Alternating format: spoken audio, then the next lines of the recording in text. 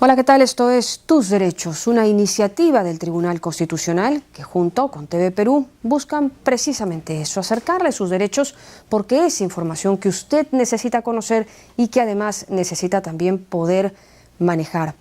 Hace poco el país volvió a sentir la amenaza terrorista en tanto un recurso de habeas corpus prosperó en la Quinta Sala Penal interpuesto por los cabecillas terroristas pidiendo un traslado a una cárcel común. Este recurso llegó de manera excepcional al Tribunal Constitucional, donde se les denegó este traslado. Hoy en Tus Derechos conversamos acerca de esta sentencia del Tribunal Constitucional. Soy Rocío Aliaga, bienvenidos.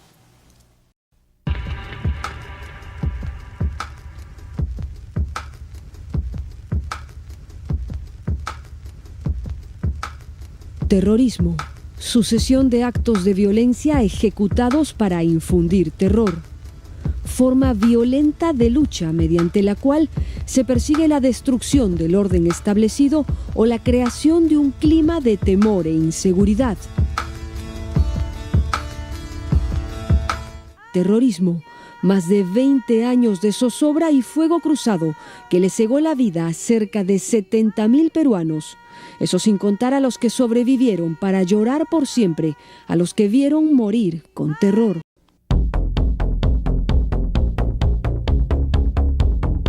Cuando finalmente el país calmó el pecho de sollozar con susto y el eco de las bombas ya eran solo recuerdos en la oscuridad de los apagones de esos años, los jueces de la Quinta Sala Penal de Justicia pretendieron dejar una puerta entreabierta a Víctor Polay Campos, Óscar Ramírez Durán, alias Feliciano, Miguel Rincón Rincón y Peter Cárdenas, responsables del desangre del país que hoy purgan condena en el Centro de Reclusión de Máxima Seguridad de la Base Naval.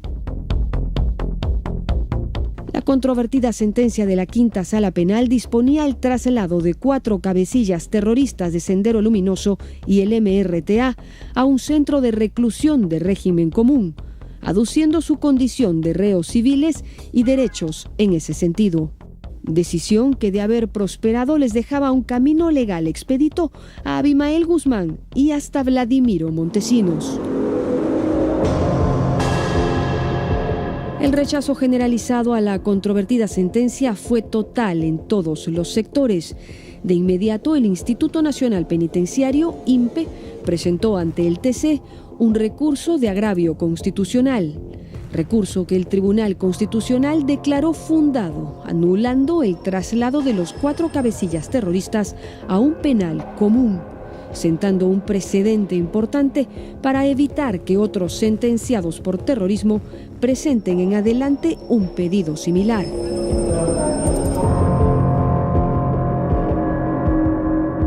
En ese sentido, el presidente del Tribunal Constitucional, Óscar Urviola, señaló que teniendo en cuenta el interés público y la gravedad de los delitos cometidos por estos reos, el Estado debe dictar una serie de medidas que eviten que la sociedad pueda estar expuesta nuevamente al peligro, por lo que este fallo, recalcó, tiene carácter vinculante. Mencionó además que para el criterio de los magistrados, estos 4 reclusos, como toda persona, tienen derecho a la educación y por esa razón se dispuso que el INPE adecúe las condiciones de internamiento que así lo permitan.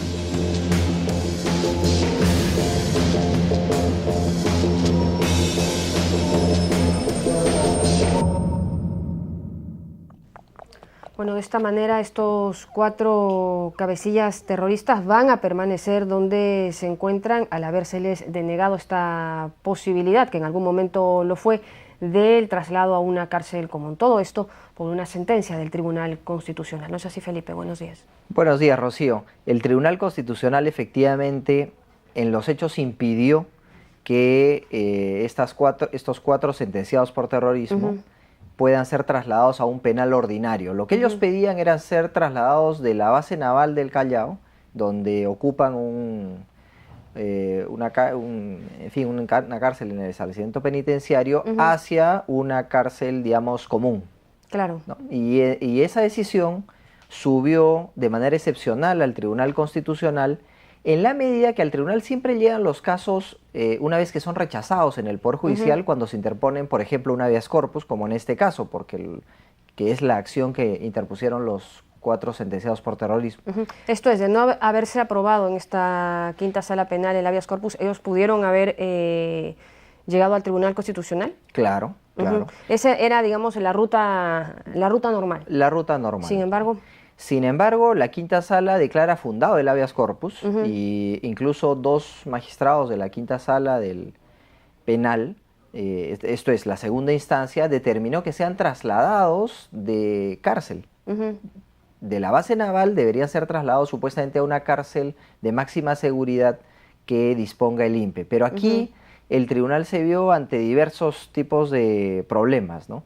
Estamos confrontando los derechos humanos de estos 4 señores con los derechos humanos probablemente de todo el país, porque las condiciones de seguridad podrían verse gravemente alteradas si es que ellos penetran a alguna cárcel de tipo ordinario, donde no se ofrecen las mismas garantías que, por ejemplo, en la base naval, que, digamos, más o menos es una verdad casi pacífica que ofrece mayores condiciones de seguridad. Muy bien, tenemos ya entonces los actores claros en este proceso. Nos vamos a ir a la pausa, pero seguimos en Tus Derechos para comentar esta sentencia del Tribunal Constitucional. Regresamos.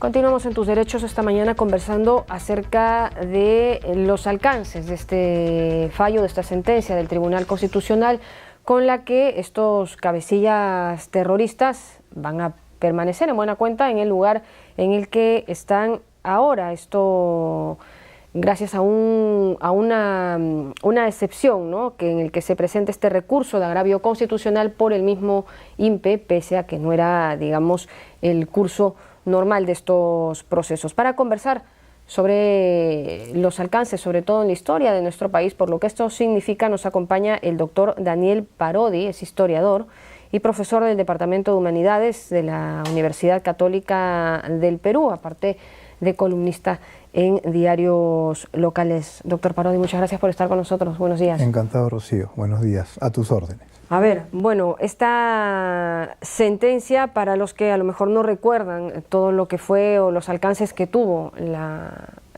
los tiempos del terrorismo, pues puede que pase un poco desapercibida. En ese sentido, esta decisión pues tiene una significación diferente, ¿no? Sí, mira, como profesor universitario, noto lo que tú dices, noto un cierto desconocimiento de las nuevas generaciones sobre la década del terror. Por eso, también desde una lógica histórica más que jurídica, lo que me gusta de la sentencia del Tribunal Constitucional es que envía un mensaje, ¿no? La sociedad no quiere ni tiene por qué reconciliarse ni perdonar a los terroristas, ¿no? Y además que no hablamos de cualquier terrorista, sino de los cabecillas del MRTA. Ahí tenemos a Víctor Polay, ahí tenemos a Miguel Rincón, ¿no? Y bueno, para hablar de la violencia que ejercieron, lo difícil es por dónde empezar. Ellos, tanto Sendero Luminoso como el MRTA, emprendieron una guerra en contra del Estado y de la sociedad peruanos desde diferentes flancos, ¿no? Con un saldo, según la Comisión de la Verdad, de alrededor de 70.000 muertos, mucho más que en la Guerra del Pacífico, mucho más que en la Guerra de Independencia juntas. Qué terrible, ¿no? Y sobre todo para los que no han vivido y además no han sido informados respecto de lo que pasó, pues esta sentencia no solo ha pasado desapercibida, sino no ha tenido pues la significancia que debería, porque parece increíble, pero a lo mejor ni siquiera comprendían el estado hasta un poco de zozobra, ¿no?, en el que se puso la sociedad y quienes si hemos vivido parte de estos tiempos, cuando este habeas corpus prospera en la quinta sala penal y bueno, pues se produce ahí un impasse que nos generó, no sé, un despertar de las memorias, recuerdo. claro, Claro. y se genera pues esta excepción, ¿no?, para que pueda prosperar este recurso de agravio. En tiempos del terrorismo, en la década de los 80s y principios de los 90s, la sociedad estuvo en jaque, ¿no? Las formas del terror fueron múltiples, ¿no? La mayor cantidad de víctimas, en primer lugar, correspondió a los grupos subversivos y fueron personas humildes, fueron campesinos de las zonas rurales, lo cual no quita que también haya habido víctimas en las ciudades, que luego haya habido atentados selectivos. El MRTA perpetró en el año 89 el secuestro de dos empresarios, ¿no?, que querían intercambiar en un rescate. Como no lo lograron, los ejecutaron 3 años después. Tenían una suerte de cárceles del pueblo. Es cierto que estadísticamente el MRTA tiene una cifra de víctimas, de personas que ellos eliminaron, bastante baja en el conjunto general, pero he estado leyendo el informe de la Comisión de la Verdad y no es porque no hayan querido, no es porque quizás estuvieron menos preparados o sus tácticas no fueron tan efectivas como las de Sendero. He visto que cometieron una serie de errores, la mayoría de sus líderes ya estaba capturada en el año 89, escapan, son recapturados en el año 92 y es por eso que a fines del año 96 perpetran su crimen, no diré mayor, pero sí el más sonado, que es la toma de la embajada de Japón con 72 rehenes, 4 meses, que nos tuvo en una triste vitrina internacional por 4 meses, ¿no es cierto? Además de lo que significó para los rehenes, para sus familiares y como impacto hacia la sociedad. Quiero hacer una reflexión para tratar de ser objetivo. Es cierto que en la guerra interna las Fuerzas Armadas también cometen excesos, ¿no? Un fuego cruzado. Pero los comete cuando actúa en defensa de la sociedad en una guerra que ellas no iniciaron. Por eso en otras ocasiones he hablado de la necesidad de reconciliar las Fuerzas Armadas con sus víctimas civiles en este proceso de la guerra, pero en esta reconciliación no hay cabida para el terror, no hay cabida para los terroristas. Me explico, de aquí a 10, 20, 50, 100 años, nuestras Fuerzas Armadas van a seguir siendo nuestras Fuerzas Armadas. Tenemos que reconciliarnos con ellas, y así como ellas cometen en excesos, también ellas son las que derrotan a los terroristas. En cambio, con estos últimos, yo no veo la causal, la razón de reconciliarse. La población no quiere, la población quiere más bien protegerse de ellos. Y yo, desde la lógica histórica, porque no quiero entrar a la jurídica que no me corresponde, eso es lo que valoro de la sentencia del Tribunal Constitucional, que nos está protegiendo. Claro, sin embargo, a la luz de los años y del desconocimiento, pues hay gente que incluso al no conocer todo esto puede pensar que se le están vulnerando incluso los derechos y pueden en ese sentido caer seducidos pues por estos mensajes a través del Movadef, que ya se está interviniendo. Claro, ¿no? ahora, ojo que si leemos la sentencia, existen 3 puntos, ¿no?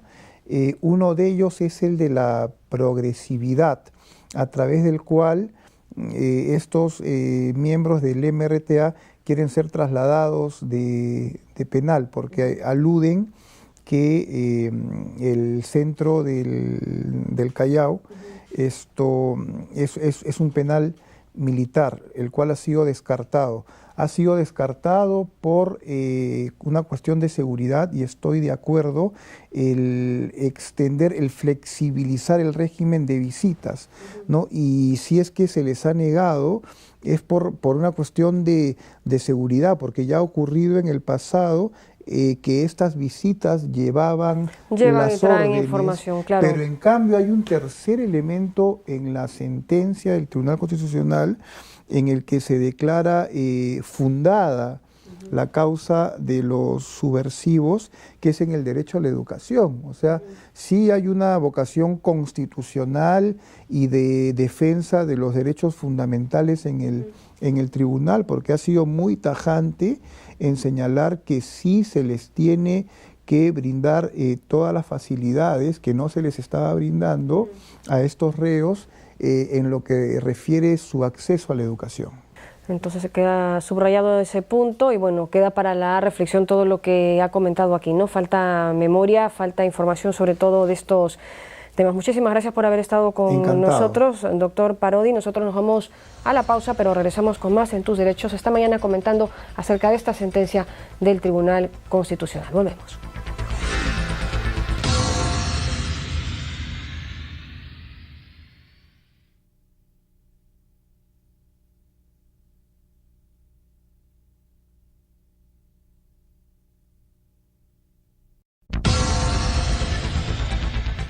Continuamos con el programa Tus Derechos y hoy nos acompaña el doctor José Ávila, quien es viceministro de Derechos Humanos y Acceso a la Justicia, con quien vamos a tratar esta sentencia referida a, en los hechos, esta denegatoria del pedido de 4 sentenciados por terrorismo, quienes pedían irse del centro de la base naval hacia un establecimiento ordinario. Bienvenido, doctor Ávila. Muchísimas gracias, doctor Paredes. Un gusto de verlo y aquí a tu disposición para comentar lo que usted considere por conveniente. Vamos a desmenuzar un poco esta sentencia. Estos 4 internos están bajo un régimen del denominado CEREC y ellos lo que pedían era que más bien las condiciones de reclusión estén amparadas no bajo este reglamento especial de la base naval, sino bajo el reglamento al que se acoge cualquier otro tipo de interno, que es el Código de Ejecución Penal, el que básicamente determina estas normas. Este pedido inicial que ellos hacen, esta suerte de gran premisa sobre la cual estructuran su intervención, ¿es aceptable? ¿No lo es? Bueno, hay que partir de una premisa que creo que no se está tomando en cuenta en el análisis, ¿no? Pero que la sentencia del tribunal evidentemente sí lo deja entre líneas.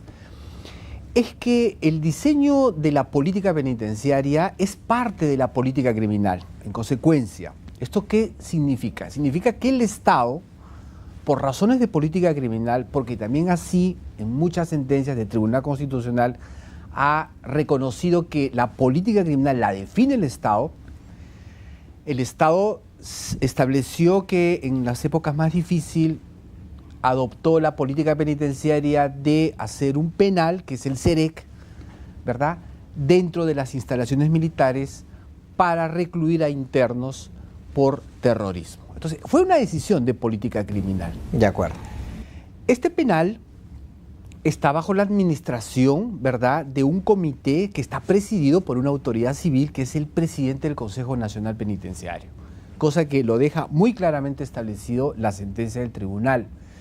En consecuencia, no es que están administrados por militares, no. Este penal especial tiene una administración y una dirección que está gobernado por un comité ejecutivo que está presidido por las autoridades civiles.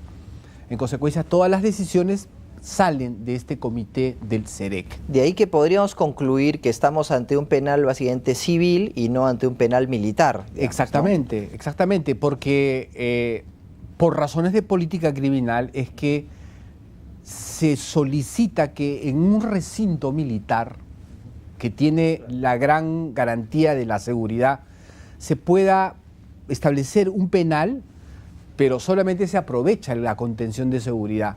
Pero la administración y la dirección es bajo la presidencia de la autoridad del INPE. Ese es un aspecto importante.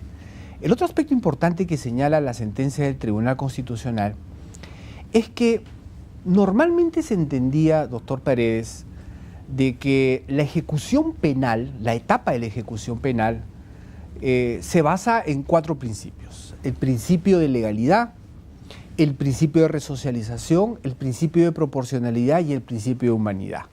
Lo que hace esta sentencia es levantar un nuevo principio que forma parte de la ejecución de la pena, que es el principio de seguridad. ¿Por qué? Porque en el apartado 6, en el párrafo 6 de la sentencia, establece que la finalidad de las autoridades que son responsables de la ejecución de la pena es evitar que se fuguen los internos, Claro. es evitar que sigan con la conducta criminal, que sigan haciendo delito en las cárceles, y tercero es el control del régimen penitenciario, que se entiende como respeto a los derechos fundamentales de los privados de libertad. Entonces, esta sentencia ha establecido 3 nuevos criterios.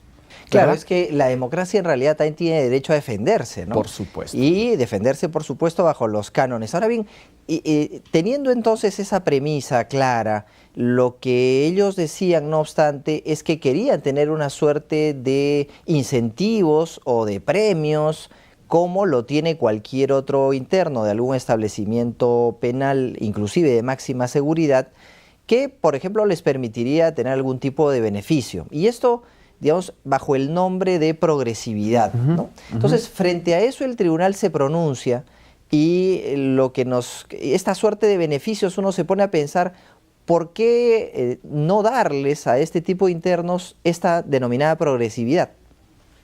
Por razones de política criminal, porque, a ver, quien diseña el régimen penitenciario también es un componente de la política criminal, y el Estado ha considerado que dentro de las diversas clasificaciones de internos, hay internos primarios, hay internos de mediana peligrosidad, hay internos de mínima peligrosidad y hay internos de máxima peligrosidad. Entonces, cuando tú tienes un penal con internos de altísima peligrosidad, como es considerado gente por terrorismo, en consecuencia yo no estoy obligado a establecer un sistema de tratamiento progresivo, porque es bastante probable que estas personas en verdad no puedan lograr transformar su mentalidad, o sea, sigan considerándose que son terroristas y que son agentes políticos, en fin. Entonces, el tratamiento progresivo no me va a lograr ese cambio, cosa Claro. que sí me puede ayudar en internos de mínima o de baja peligrosidad. Ahí sí la progresividad es un estímulo muy importante. Pero estas personas ya no van a ser resocializados. A estas personas lo que necesita la administración penitenciaria por política criminal es solamente tener seguridad. Seguridad, pero con respeto a la dignidad humana. Esa es la fórmula que normalmente juegan los países cuando tienen este tipo de internos. Dignidad que, por ejemplo, se da cuando se acoge este extremo en el que piden una suerte de mayores facilidades para la educación, ¿no? Básicamente educación a distancia o educación técnica, en la cual el tribunal sí les concede o en todo caso reconoce esa pretensión. Es absolutamente razonable. Yo creo que el Tribunal Constitucional, en una mirada muy equilibrada, ¿verdad?, advierte, identifica la política criminal que tiene el Estado frente a este tipo de internos, y lo que hace el tribunal muy inteligentemente es sopesar y dice, ante la dureza de la política criminal, es una dureza, claro, es política criminal, entonces hay que compensar y hay que reconocerle esas facilidades para que el interno pueda ayudar a no perder su dignidad humana, y es a través de la herramienta de la educación. Ahora, pero y alguien que nos esté viendo digan, bueno, ¿y no pecarán de ingenuos los magistrados cuando le conceden este derecho? Porque ¿qué sucedería si se accede a través de la educación a información que podría clasificarse peligrosa? ¿La sentencia resguarda esta probable contingencia? ¿Le No, da algún papel al INPE, por ejemplo? Yo creo que la propuesta que hace, la recomendación que hace la sentencia del tribunal al Ejecutivo es simplemente le está diciendo, oiga, dentro de tu concepción de política criminal, establece una fórmula de establecer programas de contenido educativo pero siempre con el enfoque de seguridad. Claro, y sin renunciar el INPE a esta potestad de ver qué curso le podemos dar. Exactamente, entonces ahí tiene que haber una mirada de los penitenciaristas y establecer cuál es el perfil que tienen, el tiempo que tienen, la edad que tienen, y en base a esos elementos objetivos tú puedes hacer una propuesta de un modelo de educación. Quizás el arte, quizás puede ser literatura, puede ser cultura, puede ser libros, fomentar lectura, o sea, pueden ser ese tipo de programas de educación que ayuden a que esta persona privada de libertad, ¿verdad?, mantenga su condición de ser una persona con dignidad humana. Muy bien, agradecemos mucho la participación del doctor Ávila, quien es viceministro de Derechos Humanos y Acceso a la Justicia, que nos ha hecho ver cómo mediante esta sentencia se ha incluido un componente referido a la seguridad en el tratamiento penitenciario. Volvemos con las frases del programa. Notó un cierto desconocimiento de las nuevas generaciones sobre la década del terror. La ejecución penal se basa en 4 principios: el de legalidad, el de resocialización, el de proporcionalidad y humanidad.